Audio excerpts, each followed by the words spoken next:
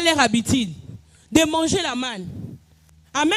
Amen. Mais j'aimerais te dire une chose. Un jour, ils se réveillent. Parce que nous connaissons leur nature. Amen. La Bible nous enseigne. Parce que il y a peuple oyo, balinga kako murmurer trop. Amen. Balinga kako loba mingi. Imaginez, tant que tu es là, chaque matin, tu as l'habitude de faire telle chose ou bien on te livre telle chose. Pendant 40 ans. Donc, et c'est là qu'on sait, mais ça n'y a yo. Tu te réveilles un matin, tu trouves, il n'y en a plus. Pourquoi il n'y en a plus? Parfois, tu peux te poser la question. Seigneur, qu'est-ce que tu fait? Souvent, nous sommes comme ça. Pourquoi chaque fois tu me bénis? Pourquoi cette porte s'est fermée? Pourquoi cette personne est partie? Pourquoi mon entreprise a fait faillite? Pourquoi je souffre? Pourquoi je suis dans des douleurs? Moi, je viens te dire ce soir, pourquoi tu es dans cette condition? C'est parce que Dieu veut te faire voir de nouvelles choses. Amen. Dieu veut t'amener dans ta destinée. Alléluia. Dieu veut t'amener dans ta terre promise.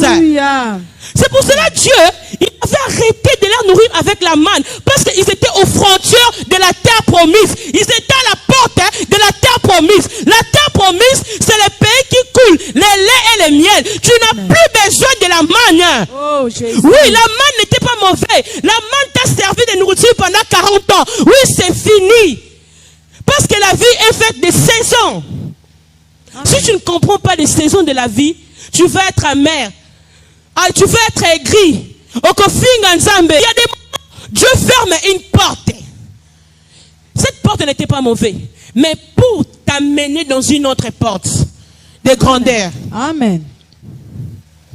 Il y a des moments où Dieu te sort dans un endroit. C'est pour qu'il puisse te bénir. Il voit que dans cet endroit-là, tu es toujours habitué. Dans les mêmes habitudes, dans les mêmes comportements, dans les mêmes modèles. Dieu te sort de cet endroit-là, afin que tu puisses avoir la conscience pour que ta vie change. Amen. Amen. Mais souvent devant les épreuves, souvent devant les problèmes, nous murmurons. Souvent devant des problèmes, nous insultons Dieu. Souvent devant des problèmes, c'est difficile. C'est bien de dire à Dieu merci quand il t'a béni. Quand tu es élevé, Vraiment. quand tu as tout. Mais quand tu n'as rien, quand il y a perte, quand il y a la souffrance, quand tu manques à manger, à boire, est-ce que tu peux dire à Dieu merci? Vraiment. Dieu nous connaît, nous sommes des flatteurs. Il connaît bien l'être humain. Alléluia. Amen. C'est bien de glorifier Dieu quand tu as tout et quand tu manques. Je veux que ce soir, nous puissions avoir une nouvelle perspective de voir les choses de Dieu. Alléluia. Amen. Nous devons changer notre vision. Amen. Amen. Quand une femme est enceinte, le bébé reste dans le ventre de sa maman. Pendant 9 mois, mais arrivé un moment, au bout de 9 mois, le bébé n'aime plus, il ne supporte plus. À coup sûr, le bébé doit sortir. Alléluia. Amen. Que ce soit par césarienne, par voix basse, le bébé doit quitter. Parce que sa saison dans le ventre de sa mère, c'est terminé. Il doit sortir pour affronter sa propre vie. Vraiment. Alléluia. Amen. Oui, la vie est faite de saisons. Il y a des saisons de pluie, il y a des saisons sèches. Mais dans toutes ces saisons, si tu es avec Jésus, tu es toujours vainqueur. Amen. Parce que derrière ces saisons, il y a un enseignement derrière ces saisons. Amen. Ce que tu fais, la manne cesse dans ta vie. Même mentalité, même modèle. Depuis que l'année a commencé, aujourd'hui nous sommes au mois d'août. Examine-toi un peu. Qu'est-ce qui se passe dans ta vie? Qu'est-ce que Dieu t'avait dit? Qu'est-ce qui s'est passé cette année dans ta vie? Nous sommes arrivés au mois d'août. C'est quand tu vas changer ta façon de voir des choses. Et Dieu va t'amener dans le nouveau niveau. Amen. Les gens n'ont pas de temps. Ils sont là toujours à suivre la vie des gens. Et Kenda Kiboye, et Baluka Kiboye, ils sont là toujours à contrôler la vie des autres. Ils n'ont même pas le temps de régler les problèmes de leur pays. L'éducation de leurs enfants ici dans ces pays, l'éducation bafouée. Il n'y a pas de bons soins médicaux, il n'y a rien.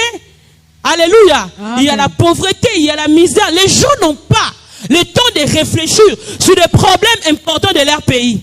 Mais ils ont le temps d'examiner la vie des gens. Vraiment. Vous voyez un peu? Vraiment. Oh, un tel avait fait ceci. toi, reste calme, examine ta vie. Examine la vie de ton père, de ta mère, de ta famille. Qu'est-ce que Dieu t'avait dit? Pourquoi cela n'arrive pas? Pourquoi est-ce que tu vis des situations compliquées? Parfois Dieu ferme une porte pour t'ouvrir les yeux afin que tu entres dans la prière de profondeur, t'amener à ta destinée. Amen. Si toi tu es distrait, tu vas mourir dans le désert. Et si les enfants d'Israël disaient que non, on ne va pas quitter le désert, nous allons rester ici, parce qu'ici il y a la nourriture, il y a la manne, ils ne verront jamais la terre promise. Ils ne verront jamais ce que Dieu avait prévu pour eux. Il y a des gens qui veulent vivre seulement dans le passé. Dans le passé. Le passé est passé. Amen. Oui, cette personne t'a soutenu. Maintenant, c'est fini. C'est ta saison à toi. Depuis que tu es au ministère ici, on t'a enseigné comment prier. Quel jour tu viendras ici pour nous prêcher? Quel jour tu viendras ici pour modérer? Quel jour tu vas sortir pour aller évangéliser? Chaque année, tu es toujours le même dans les bancs de l'église. Et c'est ça que Dieu attend de toi. Il y a des âmes qui sont en train de périr. Il y a des gens qui ne veulent même plus entendre le nom de Dieu. Il y a des gens qui insultent des églises. Mais toi, tu connais la vérité. Tu connais Dieu. Chaque année, même modèle dans l'église. Pourquoi? Examine-toi. Le 17 mars, j'étais en train de prier. J'étais dans la prière de 10 jours à sec. J'avais fait 10 jours à sec, je ne mangeais pas, je ne buvais pas. Mon père était à l'hôpital. Dieu m'avait mis à cœur. Parce que parfois Dieu me disait, tu vas faire 3 jours. Tu vas faire 7 jours. Tu vas faire 10 jours. Tu vas faire... C'était comme ça. C'est pour cela un jour, j'ai posé à un ami la question, j'ai dit, pourquoi Dieu savait que mon père, il m'a fait passer par toutes ces prières comme ça. Et un ami m'a dit, non, quitte que tu priais pour ton père. Tu priais pas pour ton père, parce que ce que Dieu avait dit, il allait le faire toujours. Tu priais pour toi, pour ta famille, pour ta fortification. Amen. Amen. J'avais fait 10 jours de prière à sec. Le dixième jour, j'étais dans la salle de bain en train de prier, en train de prendre bain, là à l'hôpital. J'étais à la salle de bain, maman était ici au Kilt. Moi, j'étais resté avec papa à l'hôpital. Alors, moi, j'étais à la salle de bain. On avait 40 jours, je pense. J'étais à la salle de bain, j'ai laissé papa.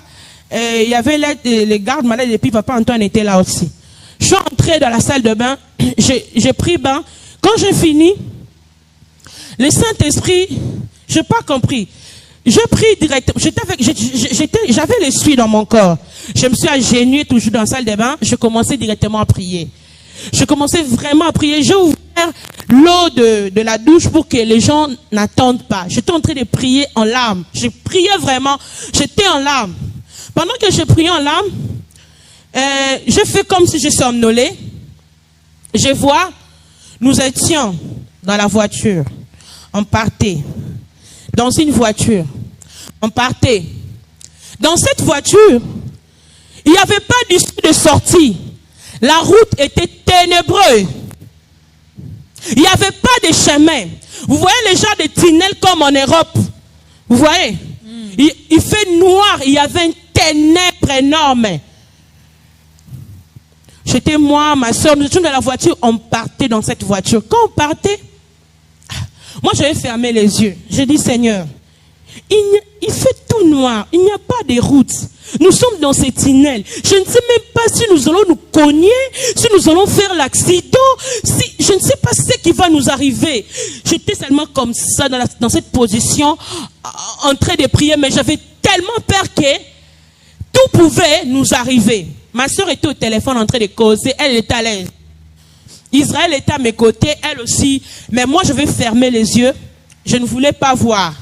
Et puis, arrivé devant, je vois maintenant, il n'y avait plus de ténèbres. Il y avait une forte lumière. Alléluia. Amen. Une très forte lumière. Amen. Après, je dis, waouh, oh, la lumière est revenue. Merci, nous sommes sortis au bout du tunnel. Il y a maintenant la lumière. Gloire à Dieu. Eh, mon Dieu. Et puis, il y a quelqu'un qui était là. Il m'a donné quelque chose de très important dans ses rêves. Il m'a donné 2 choses. Il m'a donné, mais moi je n'avais pas pris ça directement. j'ai pris ces choses, j'ai donné à Israël. J'ai dit, Israël, gardez pour moi ça. Amen. Amen. Je n'ai pas vous dire ce qu'on m'avait donné. Là, ça me concerne moi. Amen. Amen. On m'a donné ça. Du coup, je me réveille. Je sors. Je pars regarder papa. Je dis, papa, tu sais quoi? Dieu vient de me parler maintenant. Cette épreuve va passer. C'est une saison. Nous entrons dans une nouvelle saison. Il me regarde très tranquillement. Il me dit rien. Il me serre seulement la main. On se serre la main. Je pars m'asseoir. J'étais tellement très contente. Je dis, Dieu m'a parlé que nous allons quitter les ténèbres. Nous allons voir la lumière. J'étais très contente. Très, très contente. Je sens une voix qui me dit, au fond de moi, j'étais assis comme ça, papa me regardait. Il était très silencieux. Cette voix me dit, oui, vous allez voir cette lumière, mais ton père ne sera pas là. J'ai réprimandé cette voix. J'ai dit, diable, tu es un menteur. Tais-toi au nom de Jésus. Je t'avais dit non, maman Lisa. Oui, oui. Tais-toi au nom de Jésus. Avant que je voie, je t'avais dit ces rêves. Ouais, tu es la seule que j'avais confié ces rêves. Je dis, tais-toi au nom de Jésus. Toi, ces voix de ténèbres, arrête. C'était comme ça. Amen. Nous savons le combat avec le diable. Vraiment. Et pendant cette saison, pourquoi je vous ai ramené là? Maintenant, je commence à poser la question. Dieu, tu m'avais parlé. Tu m'avais montré une nouvelle saison. Tu m'avais montré. Dieu me dit, mais la nouvelle saison que je t'avais parlé, c'est maintenant. C'est maintenant. Amen. Et la nouvelle saison pour toi, c'est la nouvelle saison pour moi. Amen. Dieu va faire de nouvelles choses. Ce qui est ancien est ancien. Ce qui est passé est déjà passé. Maintenant, Dieu met des chemins dans les déserts. Il met la source d'eau dans la solitude. Là où il y avait les vides, le Seigneur les comble. Oh, Jésus. Amen. Oui, cette personne est partie.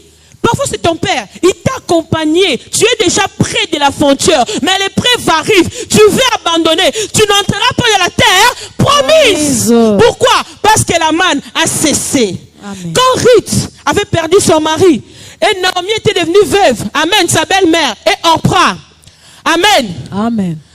Naomi a dit à Orpah, Ruth, partez, moi je n'ai plus rien à vous donner, je suis vieille, mes enfants sont morts, je n'ai plus rien. Orpah est partie. Mais Ruth a dit, moi je ne pars pas. Même si tu es vieille, je vais te suivre. Là où tu mourras, je mourrai. Alléluia. Amen. Ta maison sera ma maison. Ruth a sauvé Naomi, cette femme veuve qui n'avait rien. Jusqu'à ce que, aujourd'hui, nous parlons de Ruth. Amen. Elle est l'arrière-grand-mère de David. Elle est l'arrière-grand-mère encore de Jésus. Alléluia. Amen. Pourquoi? Parce qu'elle était attachée à Naomi. C'est son attachement à Naomi. C'est une façon de dire que c'était un attachement à Dieu. Attache-toi à Dieu dans cette nouvelle saison. Amen. Peu importe l'épreuve. Alléluia. Amen. Attache-toi à Dieu. Amen. Quand Jésus était à la croix, physiquement tout était fini. Il n'y avait plus d'espoir. Alléluia. Amen. Il n'y avait plus d'espoir. Parce qu'à la croix, lui-même, il a dit tout est accompli. Physiquement, c'était la mort. C'était l'humiliation. Mais spirituellement, il y avait la moisson des âmes. Amen. Mais spirituellement, il y avait les rachats. Il y avait les rançons. Alléluia. Oui. Devant toute fin, il y a un nouveau commencement.